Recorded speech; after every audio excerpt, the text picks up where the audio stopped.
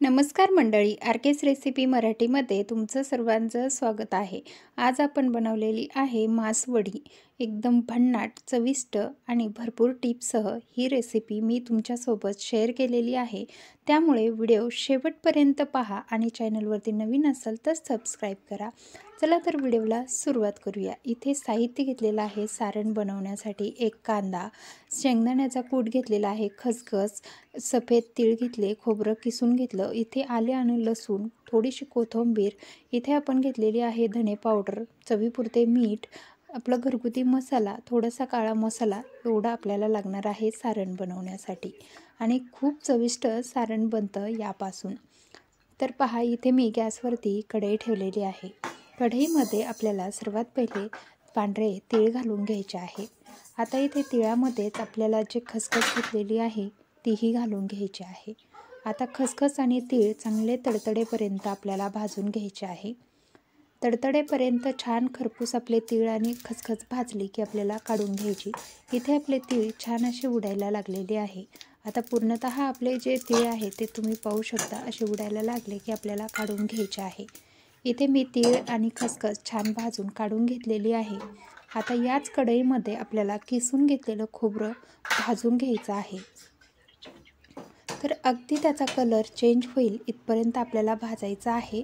करपू द्यायचं नाही. कंटिन्यू आपलं खोबरं किसून घेतलेलं असल्यामुळे त्याला न सोडता कंटिन्यू हलवत छान असं खरपूस भाजून घ्यायचं. ज्या पद्धतीने मी घेतलं आहे पाहू शकता. इथे आपलं खोबरं छान असं भाजत आलं. इथे खोबरं आपलं मस्त असं भाजलं. आता इथे आपण घातलेलं आहे आलं आणि लसूण. आता आलं लसूण पेस्ट अजिबात घालायची नाही. अशा पद्धतीने आलं आणि लसूण जो आहे तो थोडंसं तेल टाकून खरपूस भाजून घ्यायचा, जे की तुम्ही व्हिडिओमध्ये पाहू शकता. आता इथे आपल्याला हेही काढून घ्यायचं आहे, जास्त करपवायचं नाही. आता याच कढईमध्ये आपल्याला कांदा टाकून घ्यायचा आहे. कांद्याला थोडंसं तेल टाकून खरपूस असा कलर चेंज होईल इथपर्यंत आपल्याला कांदा भाजून घ्यायचा आहे. कांद्याचा पूर्णतः कलर चेंज करायचा आहे. एकदम असा तांबूस कलरवरती कांदा भाजून घ्यायचा. आता मी हा कांदा छान भाजून घेते. तर पाहू शकता इथे आपला छान असा कांदा भाजत आलेला आहे, जो की तुम्हाला व्हिडिओमध्ये दिसतच असेल. अशाच पद्धतीने तुम्हालाही कांदा भाजून घ्यायचा आहे. ते सर्व साहित्य आपण भाजून घेतलं छान. आता इथे आपण दाण्यांचा कूट जो आहे तो भाजलेले शेंगदाण्यांचा करून घेतलेला आहे. आता सर्वात पहिले आपल्याला तीळ आणि नारळ काढायचं आणि नंतर त्यामध्ये शेवटून लसूण घालून एक भांड्याला मिक्सरला फेरा मारून घ्यायचा. तर पहा, इथे हे पूर्णतः थंड करून एका मिक्सरच्या भांड्याला, आपण कोरड्या मिक्सरच्या भांड्याला काढून घेत आहोत. ते पाहू शकता याचा छान असा मसाला तयार झाला. आता यामध्ये आपल्याला हा लसूण जो आहे तो फक्त घालायचा आहे. कांदा आपल्याला अख्खाच टाकायचा आहे. आपण कांदा छान भाजून घेतलेला आहे. आता इथे पाहू शकता लसणाने किती वलसरपणा आपल्या सारणाला आला आहे. त्यामुळे लसूण ह्या जे पावडर आहे त्यामध्येच करायचा. आता इथे चवीपुरतं मीठ, दाण्यांचा कूट, हे मसाले आपण टाकून घ्यायचे. जे मी तुम्हाला सांगितलं काळा मसाला, हे घरगुती म्हणजे घरगुतीच मसाले आहेत दोन्ही बी. आणि ही आहे आपली धना पावडर. त्याचबरोबर इथे थोडीशी कोथिंबीर घालायची. कंजूसी करायची, घरात नसेल तर ॲडजस्टमेंट केलीच पाहिजे. त्याशिवाय काही बायकोपणाला अर्थ नाही. त्यामुळे माझ्याकडे कोथिंबीर थोडी होती, त्यामुळे मी ॲडजस्ट करून सगळीकडे तिला पुरवलं. तर पहा, इथे कांदा घालून घेतला. आता वरतून आपण हे बनवून घेतलेलं तीळ आणि खसखशीचं सारण किंवा त्यामध्ये आपण ते खोबरं भाजून हे सर्व सारण यामध्ये घालून घ्यायचं. हाताने याला एकजीव करून घ्यायचं. पूर्णतः हाताने याला छान मिक्स करून एकजीव करून घ्यायचं, म्हणजे त्याची टेस्ट एकदम भन्नाट लागते. ह्या सर्व जिन्नस अशा हाताने चोळून आपल्याला एकजीव करून घ्यायचे आहे. ज्या पद्धतीने तुम्ही व्हिडिओमध्ये पाहत आहात अशाच पद्धतीने तुम्हालाही सारण बनवायचं आहे. अशा पद्धतीने बनवल्यास तुमची मासवडीची चव इतकी भन्नाट होईल की सांगू शकत नाही. एवढी जबरदस्त ह्या मासवडीची टेस्ट होते. तर चला, आता इथे आपलं सारण तयार झालेलं आहे. आता आपण हे पिठलं बनवण्यासाठी 4-5 मिरच्या घेतल्या, 5-6 लसणाच्या पाकळ्या घेतल्या, त्याचबरोबर चवीपुरते मीठ घालायचे, थोडेसे जिरे घालायचे आणि याला मिक्सरला बारीक करून घ्यायचं. हे आपण जे नॉर्मल पिठल्याला बनवतो तसं वाटण बनवून घ्यायचं. हा ठेचा बनवून तयार आहे, जो की तुम्ही पाहू शकता. आपला पोहे खायचा 1.5 चमचा मसाला झालेला आहे. आता इथे आपल्याला हे पीठ असंच न घालता याच्या गुठळ्या मोडवण्यासाठी आपल्याला एका चाळणीने हे पीठ पूर्णतः चाळून घ्यायचं आहे. तुम्ही पाहू शकता, तुम्ही चाळून जर पीठ घेतलं तर अजिबात तुमच्या मासवडीला गुठळ्या होणार नाहीत. त्यामुळे अशा पद्धतीने अगोदर पीठ नक्की चाळून घ्या. तर पाहू शकता आपण इथे पूर्णतः पीठ चाळून घेतलेलं आहे. आता हे पीठ असंच न हटवता यामध्ये थोडंसं हळद घातली आणि याला पाणी घालून जे आहे त्याची प्युरी तयार करून ठेवायची. आता आपलं जेवढं पीठ आहे त्याच्या दुप्पट आपल्याला पाणी घ्यायचं. आता तुम्ही इथे मिक्स केलेलं पाणीसुद्धा त्यामध्ये ॲड करायचं. मोजून 2 कप पाणी घ्यायचं. इथे लागेल तेवढं पाणी अशा पद्धतीने थिकनेस बेटर तयार करून ठेवायचं. उरलेलं पाणी आपण पिठलं टाकतो त्यामध्ये घालायचं. अगदी अचूक प्रमाण आहे. इथे मी गॅसवरती पॅन ठेवला, त्यामध्ये तेल घातलं. आता त्यामध्ये हिंगाची फोडणी द्यायची. हिंग थोडंसं तेलामध्ये फ्राय झालं की आपल्याला त्यामध्ये चटणी घालून घ्यायची. जो ठेचा आपण बनवून घेतला तो ठेचा छान तेलामध्ये पूर्णतः फ्राय करून घ्यायचा. ठेचा फ्राय झाला की आपण हळद ऑलरेडी घातलेली आहे, इथे घालायची गरज नाही.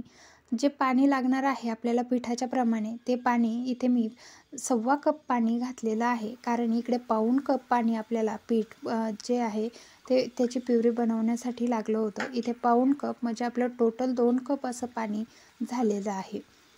तर आता याला उकळी आलेली आहे. एका हाताने हलवत हलवत ही पिठाची प्युरी यामध्ये सोडून घ्यायची अशा पद्धतीने आणि कंटिन्यू हलवत राहायचं. नाहीतर तुमच्या जे पिठलं आहे ते गाठी होतील.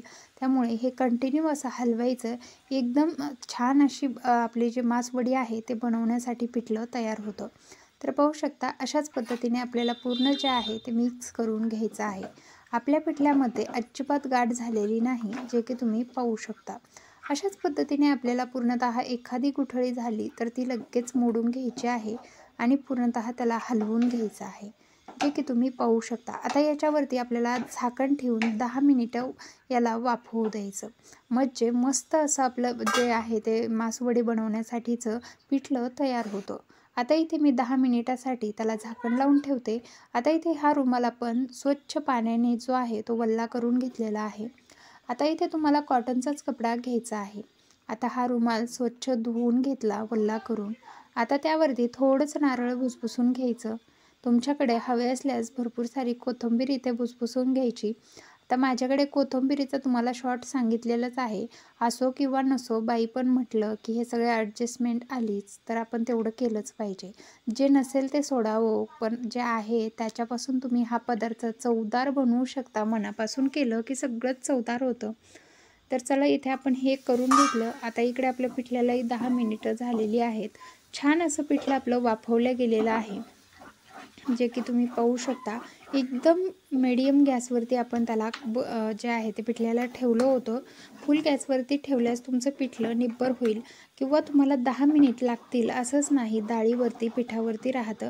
तुम्ही मधून चेक करून घ्या. तुमच्या पिठाचं जे पातळपणा आहे तो एवढा असला पाहिजे, तेव्हाच ती तुमची मासवडी जी आहे ते एकदम सेफमध्ये येते. नाहीतर तुमची मासवडी तुटण्याची किंवा चिरडण्याची चान्सेस जास्त असतात. त्यामुळे इथे तुमच्या पद्धतीने थोडंसं बेसन करताना थोडंसं डोकं लावायचं आहे. तुम्ही पाहू शकता आपलं जे बेसन आहे ते कशा पद्धतीने पातळ आहे. एवढं बेसन आपलं पातळ असलं की आपल्याला हे ह्या फडक्यावरती टाकून घ्यायचं आहे. आता तुमच्या इथे लक्षातच येईल एवढ्या पद्धतीने आपलं पातळ आहे. पण आता जेव्हा ते आपण थापून घेतो तेव्हा ते सेट व्हायला सुरुवात होते आणि पूर्णतः घट्ट होतं. त्यामुळे झटपट प्रोसेस इथेही आपल्याला करायची आहे. जर तुम्ही जास्तीचं मासवडी बनवणार असाल तर उरलेलं पीठ जे आहे ते आपल्याला झाकून ठेवायचं आहे, थंड न होऊ देता. जर थंड झालं तर तुम्हाला मासवडीसाठी जे बेसन थापायचं ते थापणं शक्य होणार नाही. त्यामुळे उरलेलं झाकून ठेवायचं. मी इथे अगदी कमी क्वांटिटीमध्ये बनवत आहे. आम्ही खायला फक्त 3घच जण आहे. त्यामुळे मी काही जास्तीचं बनवून कोणाला देत बसू, मग त्यासाठी आपलं मापातच केलेलं बरं असतं. इथे आपण काय केलं, पूर्णतः पिठल्याची जी आहे ते पोळी बनवून घेतली. आता हे सारण यामध्ये भरून घेणार आहे. सारण खूप भरायचं नाही, नाहीतर बाहेर निघतं. मापातच सारण भरून घ्यायचं यामध्ये. अशा पद्धतीने पूर्ण सारण जे आहे ते लांब आकारामध्ये भरून घ्यायचं. ज्या पद्धतीने मी घेतलं आहे अशाच पद्धतीने तुम्हालाही सारण भरून घ्यायचं आहे. इथे आपण छान असं सारण भरून घेतलेलं आहे.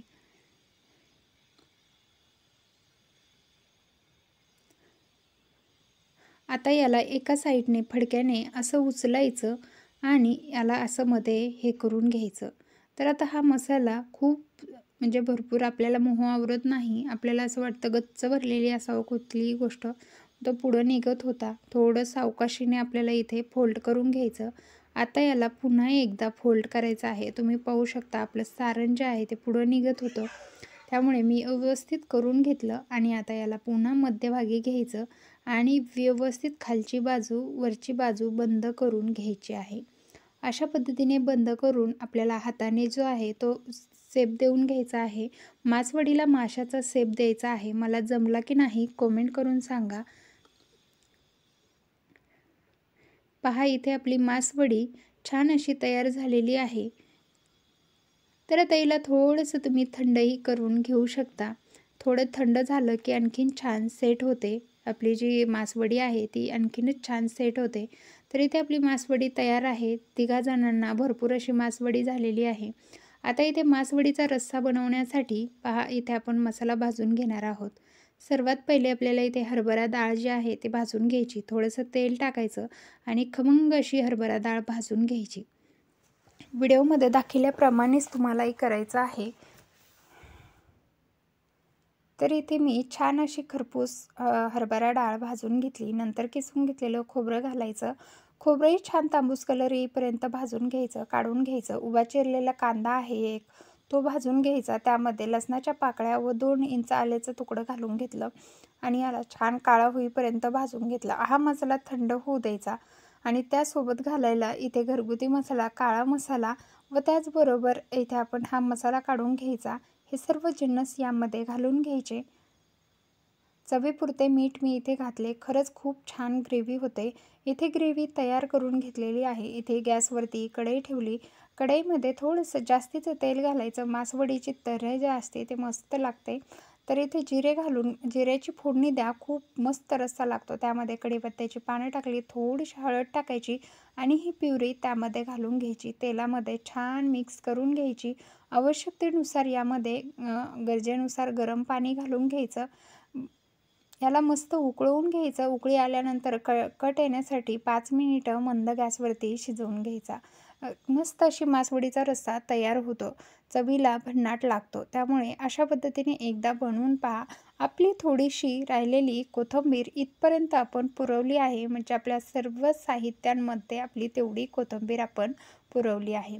तर आता मी याला उकळी आलेली आहे. 5 मिनिटं मंद गॅसवरती शिजून आपली मासवडीची रस्सा आणि मासवडी तयार झालेली आहे.